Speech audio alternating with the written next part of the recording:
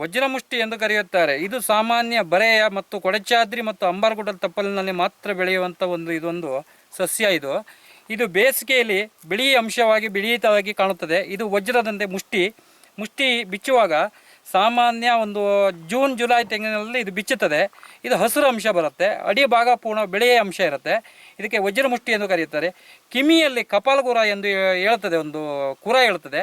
ಅದಕ್ಕೆ ಇದ್ರ ಕೊಬ್ಬರಿ ಎಣ್ಣೆಯಲ್ಲಿ ಇದನ್ನು ಕಾಶಿ ಈ ರಸವನ್ನು ಇದನ್ನು ಕ್ಲೀನಾಗಿ ಕೊಬ್ಬರಿ ಎಣ್ಣೆಯಲ್ಲಿ ಕರಗಿಸಿ ಇದರ ಎಣ್ಣೆಯನ್ನು ಬಿಟ್ಟರೆ ಕಪಾಲಕುರ ಹೊಡಿತದೆ ಅಂಥೇಳಿ ನಮ್ಮಲ್ಲಿ ಹಳ್ಳಿಯ ಔಷಧಿ. ಇದು ಒಂದು ಕಲ್ಲಿನ ಬರೆ ಮತ್ತು ಕಲ್ಲಿನ ಗುಡ್ಡೆ, ಈ ದೊಡ್ಡ ದೊಡ್ಡ ಬೆಟ್ಟದ ಸೈಡಲ್ಲಿ ಆಯುರ್ವೇದಿಕ ಸಸ್ಯದಲ್ಲಿ ಇದೊಂದು ಜಾತಿ ಸಸ್ಯ.